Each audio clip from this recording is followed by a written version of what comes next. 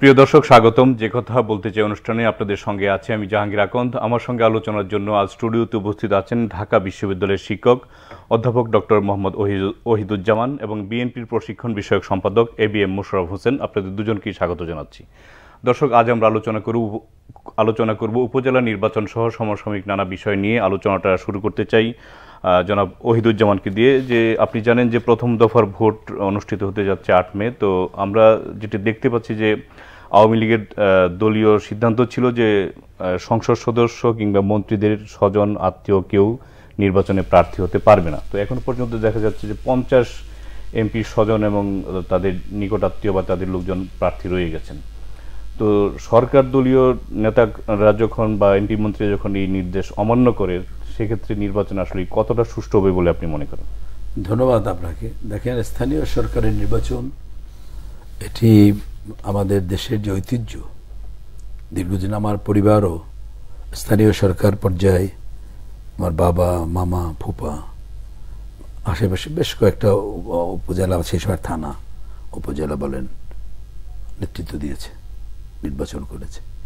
তো সেই সময় একটা ঐতিহ্য ছিল, ওটা নির্দলীয়ভাবে হতো, তাই না?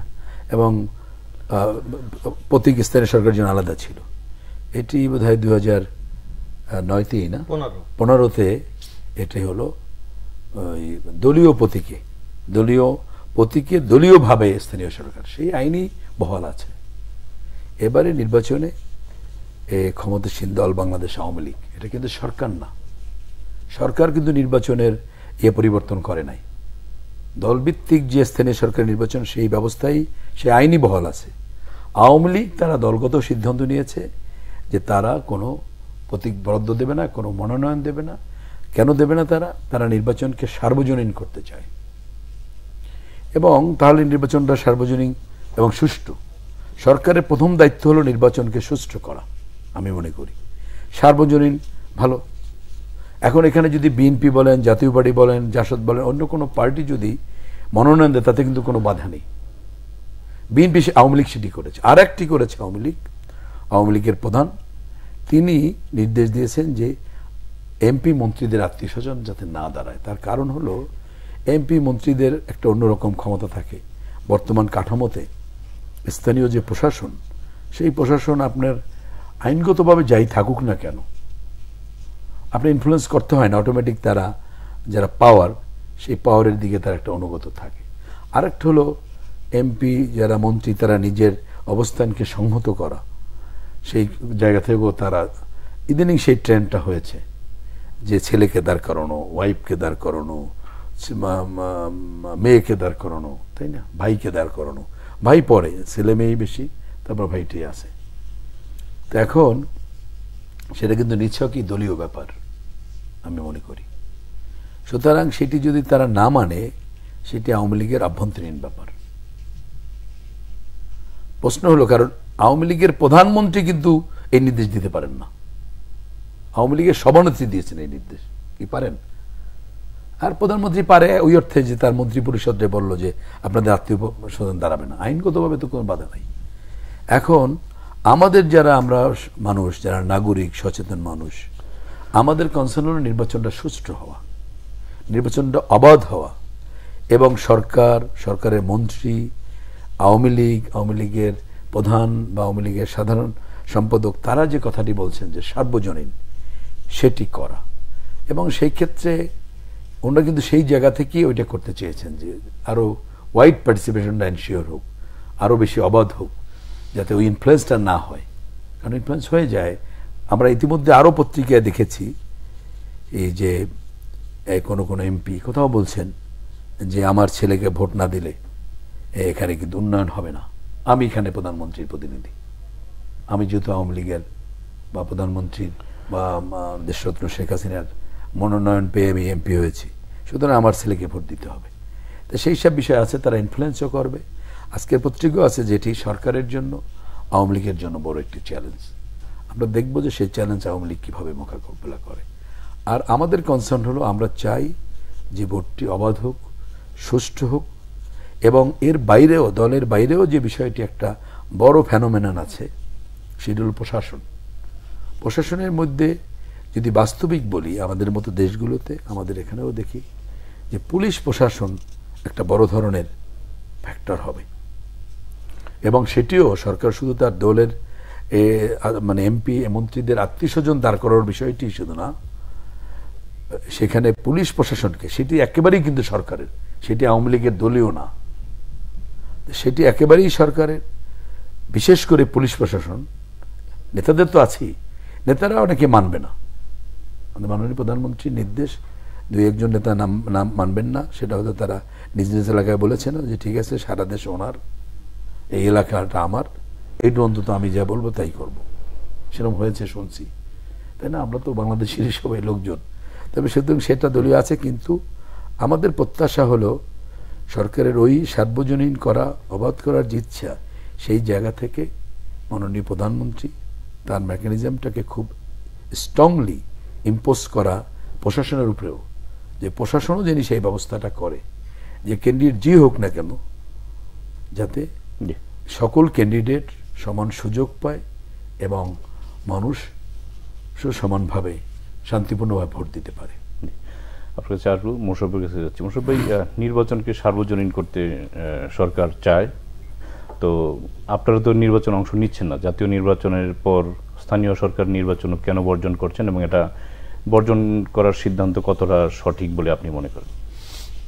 ধন্যবাদ আপনাকে, ধন্যবাদ আমার সহ-আলোচক অধ্যাপক ওহিদুজ্জামান এবং বাংলা বিষয়ের দর্শক শ্রোতা। আপনি একটু যদি প্রফেসর ওহিদুজ্জামানের বক্তব্য আপনি লক্ষ্য করেন, সেখানে লক্ষ্য করবেন যে উনি এজ এ নাগরিক হিসাবে তাদেরও কিন্তু একটা প্রত্যাশা নির্বাচনটা অবাধ, সুস্থ, নিরপেক্ষ হোক, যারা ভোটার বা যারা স্টক হোল্ডার তারা যেন নিরপেক্ষভাবেই ভোট কার্যে অংশগ্রহণ করতে পারে। কিন্তু বাংলাদেশে কি সেই পরিবেশটা আছে? আজকে বাংলাদেশের মানুষের ভোটের প্রতি কোনো আস্থা নাই, কারণ মানুষ নিজেকে প্রত্যাহার করে নিচ্ছে, যার কারণে দেখেন আজকে ভোট কেন্দ্রে মানুষ যাচ্ছে না, আজকে রাজনৈতিক দলগুলি নির্বাচনে অংশগ্রহণ করছে না, কারণ আওয়ামী লীগ দীর্ঘ 15 বছর ক্ষমতায় থাকার পর আজকে নির্বাচন ব্যবস্থাটাকে সম্পূর্ণ ধ্বংস করে দিয়েছে, এবং এই জনগণের ভোটের মাধ্যমে যে তাদের নেতা নির্বাচিত হয় এই জিনিসটা মানুষ ভুলে গেছে। কারণ এখন নেতা নির্বাচন করে আওয়ামী লীগ, নেতা নির্বাচন করে নৌকা মার্কায়, আর এইটাকে সার্বিক সহযোগিতা করে বাস্তবায়ন করে বাংলাদেশের দলীয় প্রশাসক, যার কারণে সাধারণ মানুষ বলেন, রাজনৈতিক দলগুলো বলেন, এবং বাংলাদেশে কিছু বিদগ্ধ অথবা যারা আমাদের সমাজে কন্ট্রিবিউট করে এরকম বেশ কিছু লোক আছে, তারাও কিন্তু এইসব স্থানীয় সরকার নির্বাচনগুলো অংশগ্রহণ করে, তারাও কিন্তু এখন নিজেদেরকে প্রত্যাহার করে নিয়েছে, কারণ এখানে জনগণের নেতা নির্বাচনের কোনো সুযোগ নাই। এখানে প্রফেসর সাহেব আর একটা কথা বলেছে, আপনি একটু লক্ষ্য করবেন, আমরা দেখেছি এই যে উপজেলা নির্বাচনে মার্কা বাদ দিয়ে দিয়েছে, আওয়ামী লীগ কি ইচ্ছা করে মার্কা বাদ দিয়ে দিয়েছে? তাদের ইচ্ছা কি যে একটি অবাধ, সুস্থ, নিরপেক্ষ নির্বাচন হোক? তাই না, কারণ দেখেছে তারা এই দলীয় মার্কা যখনই স্থায়ী সরকারে পরিবর্তন করেছে তখন নির্বাচনটা আজকে নির্বাচনে চলে গেছে।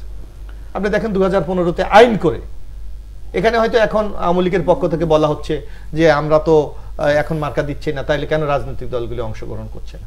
আমরা 2015-তে যখন বাংলাদেশের কোনো মানুষ চাই নাই যে স্থানীয় সরকারে এই মার্কা প্রবর্তন করুক, কোনো রাজনৈতিক দলের দাবি ছিল না, এমনকি আওয়ামী লীগেরও দাবি ছিল না, হঠাৎ করে আমরা দেখলাম আওয়ামী লীগের প্রার্থীদেরকে বিজয়ী করার জন্য এই মার্কা পরিবর্তন করেছেন।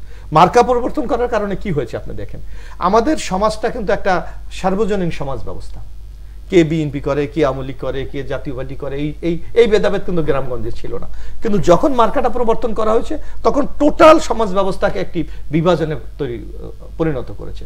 কারণ আগে হতো কি, লোকাল গভর্নমেন্টে আপনি দেখবেন, আপনি হয়তো সাংবাদিক আছেন, আপনি আপনার এলাকার জন্য কিছু কাজ করতে চান, প্রফেসর সাহেব আছেন, তিনি তার এলাকায় স্কুল কলেজ যে কোনো মানুষের জন্য কাজ করতে চায়, তা সাধারণ মানুষ, স্থানীয় সরকার এই ধরনের গ্রহণযোগ্য লোকদেরকে কিন্তু নেতা নির্বাচন করতে চায়। কিন্তু যখনই আপনি মার্কা পরিবর্তন করেছেন তখন একটা লোক যদি ইচ্ছা থাকা সত্ত্বেও উনি মার্কার বাইরে যেতে পারে না, সেখানে হয়তো যদি একটা সবচেয়ে নিকৃষ্ট লোকটাকেও যদি মনোনয়ন দেয় তার পক্ষে কাজ করতে হয়, যার জন্য আমাদের এই মানে স্থানীয় পর্যায়ে যে চিরাচরিত ঐতিহ্য, সেই ঐতিহ্যটা কিন্তু এখানে নিচ্ছিন্ন হয়ে গেছে, যার কারণে মানুষ কিন্তু এখন ভোট দিতে যায় না, যার জন্য আওয়ামী লীগ মনে করেছে যদি আমি আবারও নৌকা মার্কা রাখি তাইলে তো জনগণ যাবে না। সুতরাং মানুষ তাদের প্রতি যে অনাস্থা, সেই অনাস্থা থেকে নিজেদেরকে বের করে নিয়ে আসার জন্য কিন্তু এই প্রক্রিয়াটা অবলম্বন করেছে। কিন্তু আমার মনে হচ্ছে আওয়ামী লীগের এই যে টনিক, এই টনিক কোনো কাজে লাগেনি।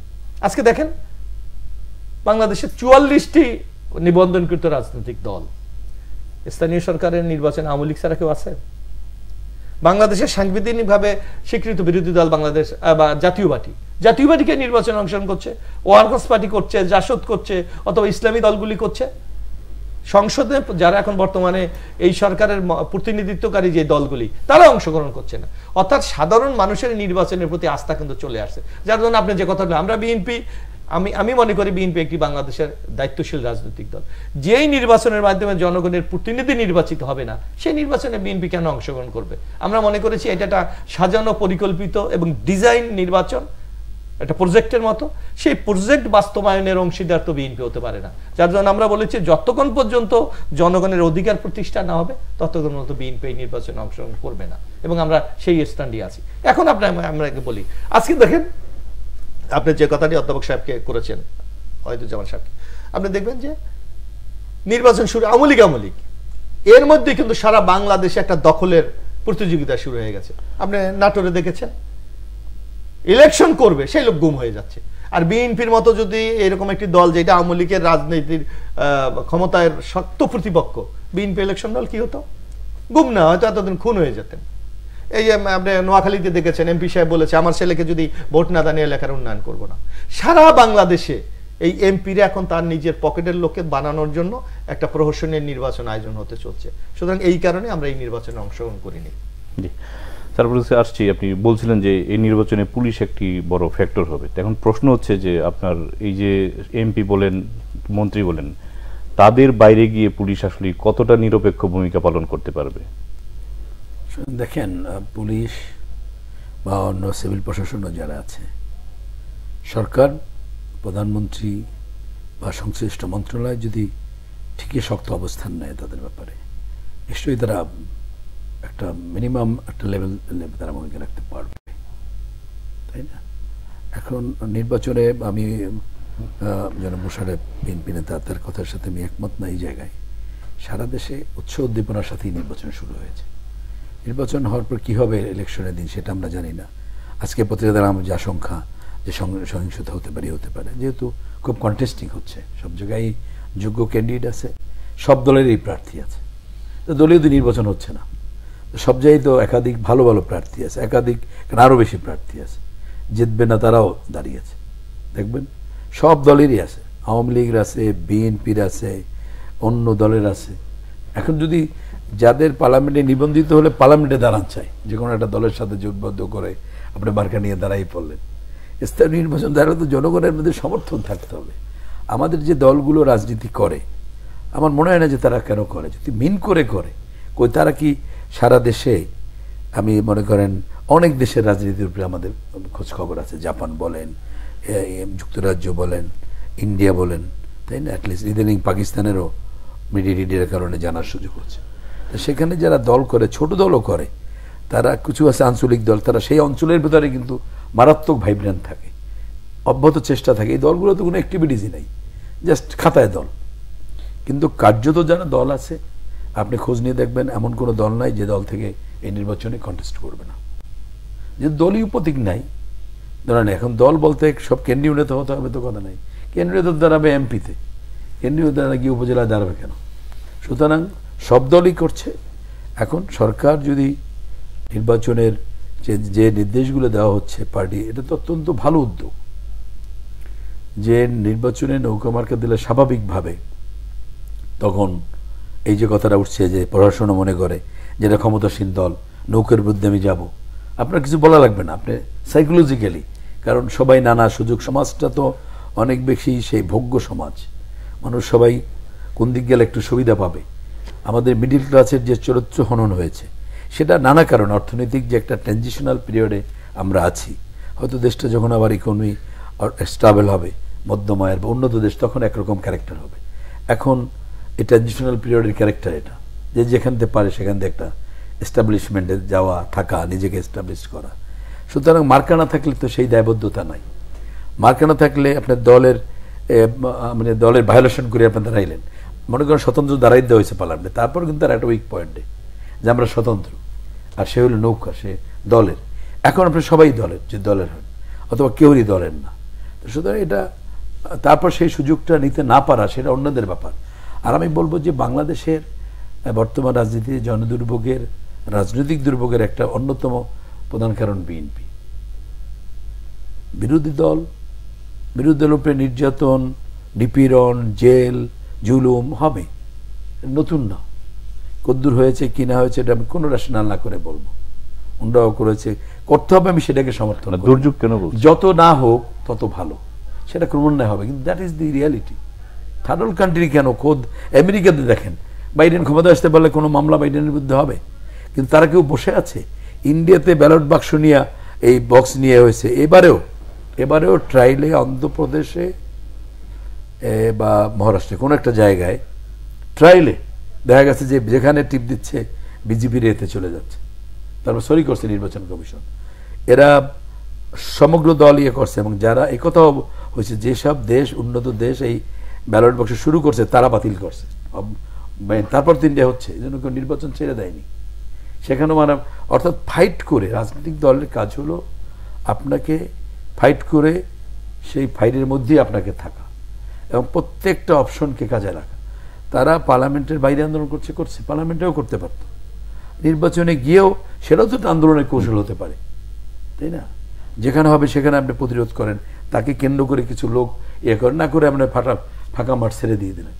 এখন এটা হবেই, রাজনীতি যদি একতরফা হয় সেখানে ভুল ত্রুটি সরকারি দলের বেশি হবে, আর রাজনীতি যদি আরো বেশি প্রতিযোগিতামূলক হতো, আরো বেশি প্রতিদ্বন্দ্বিতামূলক হতো, আরো বেশি প্রতিরোধমূলক হতো, তাহলে নিশ্চয়ই তার সুবিধাটা রাজনীতিও যেমন এগোতো, সুবিধাটাও জনগণ পেত।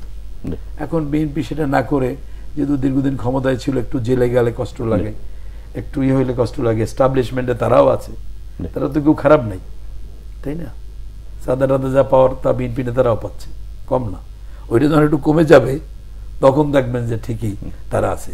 এই জন্য তারা যেটা ভালো ভালো, আপনারা যদি পরিবর্তন না করে করতে পারেন ভালো, কিন্তু তা তো পারছেন না।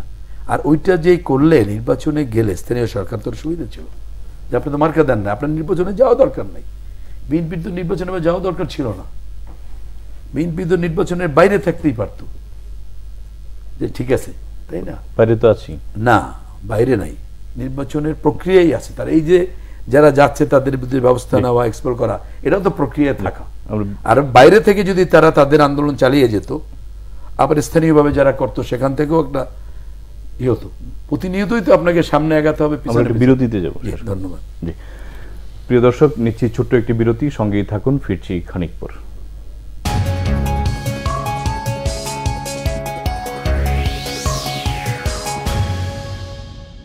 প্রিয় দর্শক, আবারও স্বাগত জানাচ্ছি যে কথা বলতে চাই অনুষ্ঠানে। ফিরছি, আলোচনা যাচ্ছি মোশাররফ ভাইয়ের কাছে। মোশাররফ ভাই, স্যার বলছিলেন যে দেশের এখন বড় দুর্যোগের নাম হচ্ছে বিএনপি, কারণ বিএনপি ফাঁকা মাঠ দিয়েছে বলেই এখন নির্বাচন নিয়ে যেসব প্রশ্ন উঠছে সেগুলি ওঠার সুযোগ পেয়েছে। আপনি স্যারের এই বক্তব্যকে কি বলেন? না, আমি এই বক্তব্যকে একেবারে বিনয়ের সাথে তার দ্বিমত করি। আপনি একটা জিনিস লক্ষ্য করবেন যে বিএনপি একটি জনগণের ম্যান্ডেট নিয়ে বিজয়ী হওয়া রাজনৈতিক দল। আমরা যে কয়বার ক্ষমতায় গিয়েছি জনগণের ভোটের মাধ্যমে আমরা ক্ষমতায় গিয়েছি।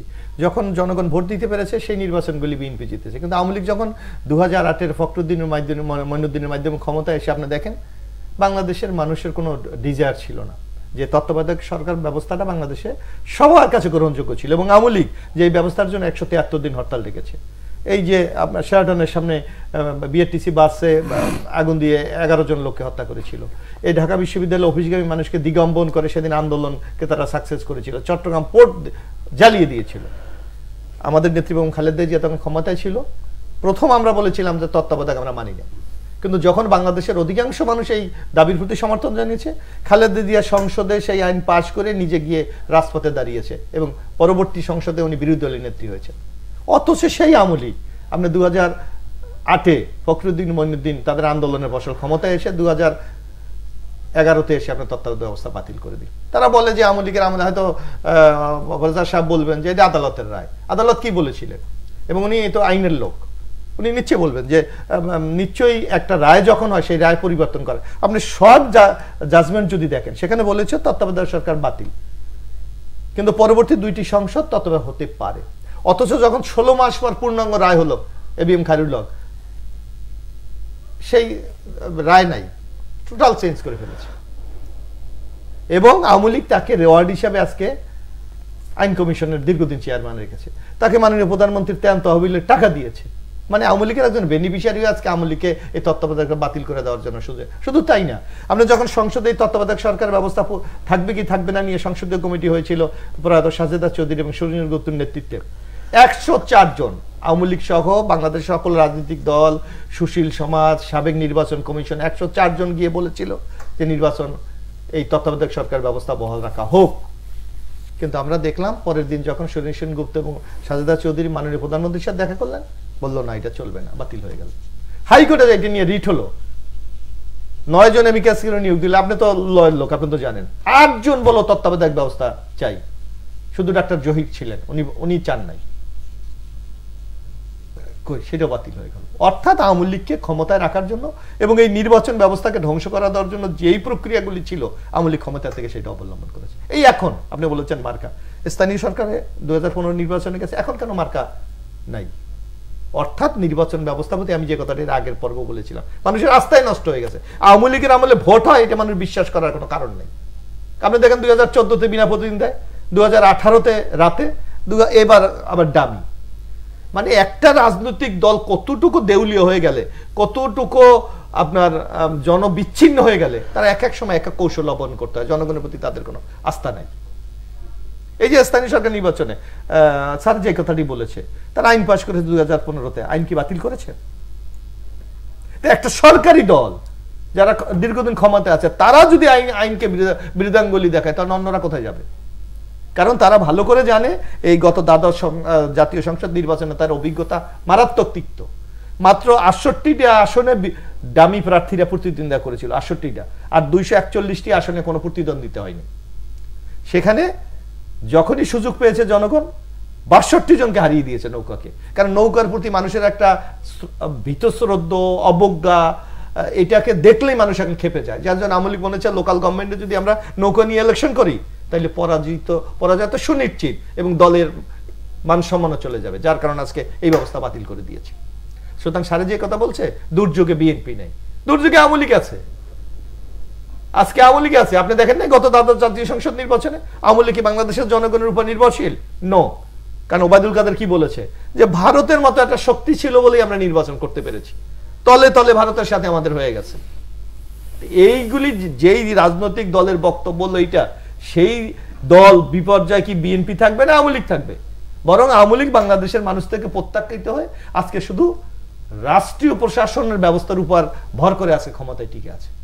এই যে স্যার যে কথাটি বলেছে প্রশাসন, কারণ স্যার তো প্রশাসন ছিল এক সময়, দেখেছে, হয়তো নিজেও সেই ধরনের একটি জটিল অবস্থা ফেস করেছে, যে প্রশাসন মানে কি এখন আওয়ামী লীগের আজ্ঞাবহ। কারণ আপনি একটা জায়গায় আজকে বাংলাদেশে বিসিএস কম্পিটিটিভ পরীক্ষার মাধ্যমে মেধার মাধ্যমে নেতা নির্বাচিত হবে, সেখানে আপনি দেখবেন যে কেউ কোনো যদি একটা মেধাবী ছেলে যদি বিসিএস এর রিটার্ন ভাইবা টেকে, ভেরিফিকেশনের নামে তার 21টি শর্ত পূরণ করে তাকে ভেরিফিকেশনে উত্তীর্ণ হতে হয়।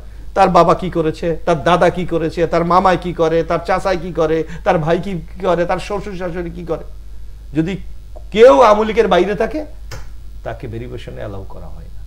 এই বাংলাদেশকে আমরা চেয়েছিলাম। এইটা কি স্বাধীনতার মূল মন্ত্র, সাম্য, মানবিক মর্যাদা এবং ন্যায় বিচার? আজকে আওয়ামী লীগ বা সারা বাংলাদেশটাকে আজকে আওয়ামী লীগ করার যেই উৎসবে আওয়ামী লীগ মেতে উঠেছে, সেই ফাঁদে কিন্তু তারা নিজেরাই পড়েছে। যার জন্য দেখেন মানুষ ভোটে যেতে চায় না, মানুষ সরকারের প্রতি কোনো আস্থা নাই, সরকার প্রশাসনের মাধ্যমে টিকে থাকতে হয়। এমনি একটি বাংলাদেশে আমরা বসবাস করছি। সুতরাং এই দেউলিয়াত্বের থেকে যতক্ষণ পর্যন্ত আওয়ামী লীগ বেরিয়ে না আসবে, ততদিন রাজনৈতিক দলের যে একটা একসময় মানুষ বলতো আওয়ামী লীগ একটা রাজনৈতিক দল, এখন কিন্তু তাই বলেন। আওয়ামী লীগ বলে এখন একটা জনগণ থেকে ধিকৃত একটি রাজনৈতিক দল, যারা ভোট দিতে ভয় পায়। স্যার আপনার কাছে যাচ্ছি, ছোট করে বলবেন, আমরা অন্য একটা প্রসঙ্গে যাব। যে আজকে উপজেলা নির্বাচন নিয়ে এটি আপনার শেষ প্রশ্ন, সেটি হচ্ছে যে প্রথম ধাপে আপনার 26 জন বিনা প্রতিদ্বন্দ্বিতায় নির্বাচিত হয়ে গেছেন এবং দেখা যাচ্ছে অধিকাংশ উপজেলায় আওয়ামী লীগের প্রতিদ্বন্দ্বী আওয়ামী লীগ, যেটা আপনারা আলোচনায় এনেছেন। তো এই ক্ষেত্রে আসলে নির্বাচন কতটা অংশগ্রহণমূলক এবং অবাধ, সুষ্ঠু বা? ধন্যবাদ। বলার আগে একটু আমি আমাদের বাংলাদেশ জাতীয়তাবাদী দল বিএনপির কেন্দ্রীয় নেতা, ওনার দুইটা কথা বলা দরকার আছে। ওনার বক্তব্যটা হলো পলিটিক্যাল রিটোরিক। এটা বিএনপির কোনো সভায় টভায় দিলে ভালো হতো, টেলিভিশনে না দিয়ে। যদি ফ্যাক্টসগুলো বলি এক এক করে, এই দুইটা জিনিস বলাই দরকার, পিএসসি আর হলো ওই তত্ত্বাবধায়ক সরকার। তত্ত্বাবধায়ক সরকার আদালতের রায় আর আইনটি করেছে পার্লামেন্টের সংশোধনী করেছে পার্লামেন্ট, এবং এটা ইনক্লুডিং দ্য পার্টিসিপেশন অফ ওনাদের লিডার বেগম খালেদা জিয়া। সেই পার্লামেন্টে বেগম খালেদা জিয়া ছিলেন, যে পার্লামেন্টে আইনটা করেছে বেগম খালেদা জিয়া সহ 29 জন বিএনপির এমপি ছিল। তখন বিএনপির এমপিরাও সব সেল হয়ে গেছে, চাওয়া ছিল তো আওয়ামী লীগের মেজরিটি ওরা ছিলেন, তো একজন তো ছিলেন, বেগম খালেদা জিয়া ছিলেন। তাহলে আপনি বাইর করেন পার্লামেন্টের একটা প্রসিডিংসে যে বেগম খালেদা জিয়া যে বিল হয়েছে তার বিরোধিতা করেছে। পার্লামেন্ট কিন্তু ওই টেলিভিশনের জায়গা না, আর ওই বক্তৃতা দেওয়ারও জায়গা না, ইভেন পার্লামেন্ট আদালতও না। আদালতে আপনি যে বক্তব্য দেবেন তা কিন্তু সব লিপিবদ্ধ হয় না, যে মূল পয়েন্টগুলো জাস্ট লিপিবদ্ধ করে প্রসিডিংসে, আর রায়টা অর্ডারটা লিপিবদ্ধ থাকে। তো পার্লামেন্টে প্রতিটা ওয়ার্ড লিপিবদ্ধ হয়। আপনি পার্লামেন্টের হিস্ট্রি আপনি গবেষক হিসেবে সার্চ করেন, একটা ওয়ার্ড পাবেন না বেগম খালেদা জিয়া ওই আইনের বিরোধিতা করে কোনো বক্তব্য দিয়েছে, পাবেন না বেগম খালেদা জিয়া বিকল্প কোনো প্রস্তাব দিয়েছে। আপনি এটা মানেন না, আনতে হবে যেটা আদালত বলছে যে সবাই একমত হতে পারে, আমরা সেটিও রাখি। আর কিন্তু প্রথমেই বলছে যে এটা অবৈধ, সাংবিধানিকভাবে এটা অবৈধ, সাংঘর্ষিক। তাহলে আপনি কি করবেন? পার্লামেন্টে সবাই বসবে। তো বেগম আওয়ামী লীগ করেছে, গায়ের জোরে করেছে, মেজরিটি জোরে করেছে, সব আমি এগ্রি করি। বিএনপির যে বিকল্প প্রস্তাব ছিল সেটা কোথায়? নাই। কিন্তু একজন বিচারপতি কি অবসর গিয়ে রায় পরিবর্তন করে? না, রায় পরিবর্তন করে না, করেও নাই। যেটা রায় দিয়েছে একটাই রায়, অবশ্যই আমার কথা বুঝছেন? রায়গুলো এত রায় দেয় যে তারা এই রায়গুলো সব ওই সময় লিখতে পারে না। এটা ট্র্যাডিশন, একের পর এক প্রত্যেক বিচারপতি এই রায়গুলো শেষ করতে অনেক সময় লাগে, রিটায়ারমেন্ট করার পর বসে বসে লেখে। উনি সেইটা বলছে, রায় পরিবর্তন করে নাই। প্রথম তো দিছে অর্ডার 2 মেয়াদের, যেটা বলছিলেন শর্ট জাজমেন্ট, ওটা মুখে বলছে, এটা মুখে বলছে, আদালতে ইয়াতে বলছে যে এটা হতে পারে, কিন্তু স্পেসিফিক যে অর্ডার বা যে রায়টা বের হয়েছে বিস্তারিত তার মধ্যে এটা নাই। একদম কথাটা তাই। এটা থাকবে না। আমি তো নিয়মটা জানি না, এটা থাকবে না কেন? শুনেন, আদালতে আমরা অনেক কথাই বলে, যেটা বলছি সবগুলো কিন্তু লিপিবদ্ধ থাকে না। আর আপনার পার্লামেন্টে কিন্তু সবচেয়ে পার্লামেন্টে কিন্তু প্রতিটা ওয়ার্ড সে তো জানে, এক্সপান্স যদি না করে এক্সপান্স, তাহলে প্রতিটা ওয়ার্ড থাকে। তো বেগম খালেদা জিয়া তো কোনো বিকল্প প্রস্তাবই ছিলেন না, তিনি তো কোনো বিকল্প প্রস্তাবই দেয় নাই যে ঠিক আছে আমরা এইভাবে করতে পারি। তার মানে কি উনি জানি না যে না আমি দেখি কোনোভাবে আসতে পারি কিনা, এসে এইটাই রাখবো, নো তত্ত্বাবধায়ক, আজীবন আমি থাকবো। এক তো সেই খেলা। সুতরাং এখানেই একটা গ্যাপ। আর একটা হলো ওমরা এই প্রতিষ্ঠানগুলোকে দুর্নীতিতে এমন আকারে পরিণত করেছিল। আপনি শেষ করে আমি একটা প্রশ্ন আমার জানার ইচ্ছা, সেটা হচ্ছে যে এই যে 2 মেয়াদে থাকতে পারে, তো এটা রাখলে কি অসুবিধা ছিল, আর বাদ দেওয়ার কারণে কি সুবিধা, মানে এটা আমি একটু জানতে চাই। রাখলে তো আপনি 2 হাতে রাখবেন, কে রাখবে? তাহলে আপনি এটা হইতেও পারে, নাও তো হতে পারে, এটা আলোচনায় বলছে, কিন্তু স্পিচ দেখা গেল যে বিস্তারিত রায়ের ভিতরে কিন্তু এটা নাই। তারপর আমি বলবো যে এটা আগেই তো পার্লামেন্টে হয়েছে, পার্লামেন্টে ওরা গেলেন না, কোথাও গেলেন না, তো কোনো না, এখানে এখন যাচ্ছে না, অন্য জিনিস। কিন্তু আপনি তো তখন পার্লামেন্টের মেম্বার, পার্লামেন্টের লিডার অফ দি অপোজিশন, তা আপনি মানতো না, উনি বললেই যে মানতো, অ্যাটলিস্ট আপনার রেকর্ডটা থাকতো পার্লামেন্টে যে হোয়াট ডিড ইউ সে, আপনি কি বলেছিলেন, এই দেশের ভবিষ্যৎ প্রজন্ম আমরা দেখতাম যে আপনি এই প্রস্তাব দিয়েছিলেন, যে আপনার প্রস্তাবটা যৌক্তিক ছিল। তা আপনি তো গেলেনই না, তার মানে কি আপনি কিন্তু এক ধরনের তাদের সমর্থন করে গেলেন, তাদের করার সুযোগ দিয়ে দিলেন। আরেকটা হলো পিএসসি কে এটা নজিরবিহীন ভাবে একটা দুর্নীতি আঁকড়ায় পরিণত করেছিল। আপনার বগুড়া রংপুরে অফিস খুলছিল, সাব অফিস, টাকা নেওয়া এবং ঘুষের এক একটা ইয়ে ছিল যে এত টাকা হইলে একেবারে প্রিলিমিনারি থেকে আমি চ্যালেঞ্জ করে বলতে পারি বিগত কয়েক বছরে পিএসসিতে সুষ্ঠুভাবে দল নিরপেক্ষভাবে হচ্ছে, এবং যারা পিএসসির মেম্বার হচ্ছে বিভিন্ন আমলাতন্ত্র থেকে, এর মধ্যে কয়টা লোক আওয়ামী লীগের। এবং পিএসসি এখন শোনেন কোশ্চেন বিক্রি করা, চাকরি বিক্রি করা, শোনেন এই মধুর ক্যান্টিনে লেনদেন হতো। ঢাকা ইউনিভার্সিটি একদিন রাত, আমি তখন ইংল্যান্ড থেকে আসছি, এটা রাত তখন 1:30-2টার সময়, গরমের দিন হাঁটতেছি, তখন একটা লোক খুঁজতেছে একজনকে। আমাদের ওই যে মার্কেটিং এর প্রসেনজনের মানুষ, উনি বললো যে ওই পাশের পাড়ায় অমুক বাসা। আমি স্যার এত রাত, আমি ওই লোকটা বললাম গ্রাম থেকে আসছে, যে এত রাত আপনি পরে ইয়ে করেন বাসা। তখন স্যার বলতেছে উনিও তো বসে আছে তার জন্য। যাক যাক, পরে শুনলাম দারোয়ানের কাছে দেখদিন এরকম বেশি রাতে একটা লোক আছে, দারোয়ান বাধা দিয়েছে এবং ওই লোকটাকে চেস করে গেট পর্যন্ত গেছে দারোয়ান। তখন দারোয়ানে বলছে, এই বেটা তুই কে আমার বাসায় নিয়ে আসবে বাধা দিতে?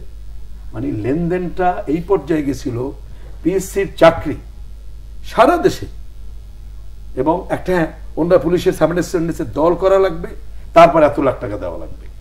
এইগুলো বলে লাভ নাই। আজকের পিএসসিতে কেউ বলে না, কোনো চাকরি প্রার্থী বলবে না যে পিএসসিতে এখন চুক্তিবদ্ধ হয়ে চাকরি নেওয়া যায়। ছাত্রলীগের যত বড় নেতা হোক আর আওয়ামী লীগের নেতা হোক কিংবা অন্য হোক, এইটা ওটা করছিল, এইটা এখন আর হচ্ছে না। আমার মনে হয় মোশাররফ এই জায়গাগুলো আপনাদের স্বীকার করা উচিত, আপনাদের কনস্ট্রাকটিভ পলিটিশিয়ান।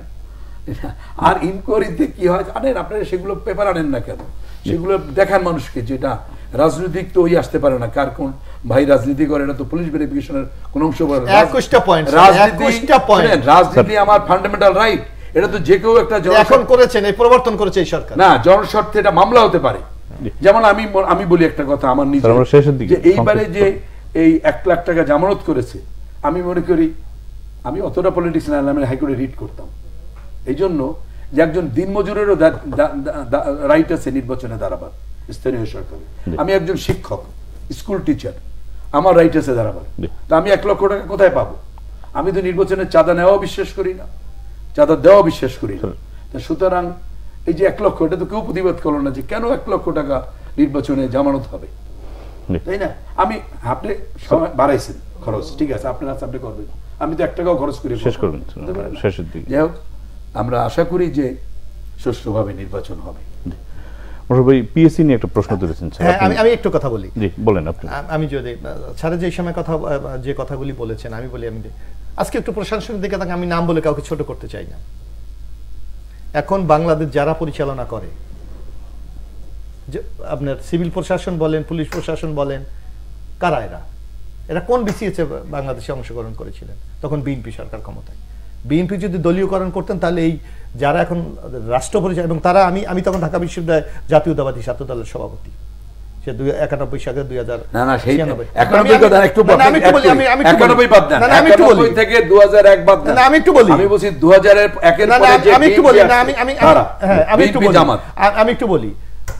এবং তখন যারা ছাত্রলীগ ঢাকা বিশ্ববিদ্যালয়ের বিভিন্ন হল শাখার সভাপতি ছিল, সেক্রেটারি ছিলেন, আজকে তারাই বাংলাদেশে গুরুত্বপূর্ণ জায়গায় আছে।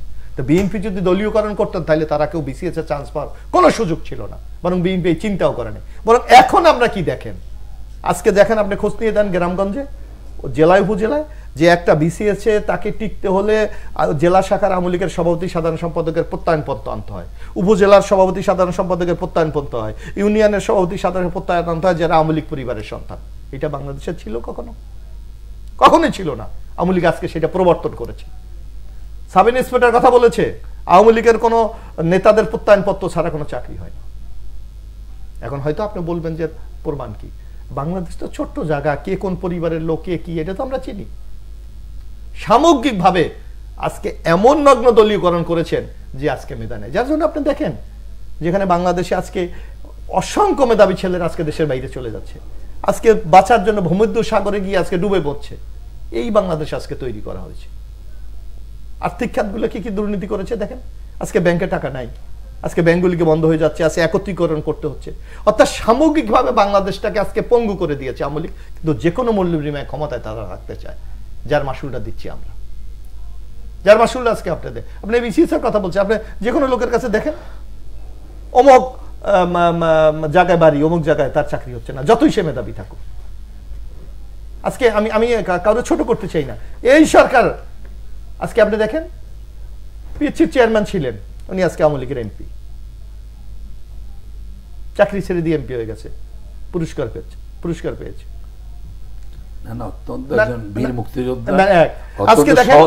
আজকে দেখেন, আমরা যে কথাটি বারবার বলেছি যে জনাব তারেক রহমানকে রাজনীতি থেকে নির্বাসনে দেওয়ার জন্য পরিকল্পিত 21 গ্রেনেড হামলায় একজন অবসরপ্রাপ্ত কর্মকর্তাকে এনে তাকে ওই মামলা তদন্তকারী কর্মকর্তা দেয়। এবার দেখেন এই দ্বাদশ জাতীয় সংসদ নির্বাচনে একজন সাবেক পুলিশ কর্মকর্তা বাদ দিয়ে তাকে নমিনেশন দিয়েছে, অর্থাৎ রেওয়ার্ড দিয়েছে। তো সামগ্রিকভাবে বাংলাদেশটাকে একটা নগ্ন দলীয়করণ করেছে, যার কারণে বাংলাদেশের মানুষ আজকে এই রাজনীতি বলেন, নির্বাচন বলেন, সব থেকে নিজেদের মুখ ফিরিয়ে নিয়েছে। আপনাদের দুজনকে ধন্যবাদ জানাচ্ছি। আমরা আলোচনার শেষ পর্যায়ে। প্রিয় দর্শক, আজ এ পর্যন্তই। কাল দেখা হবে একই সময়ে। ভালো থাকবেন, সুস্থ থাকবেন সে প্রত্যাশায় আজকের মতো এখানেই বিদায় চাইছি। সঙ্গে থাকার জন্য ধন্যবাদ সবাইকে।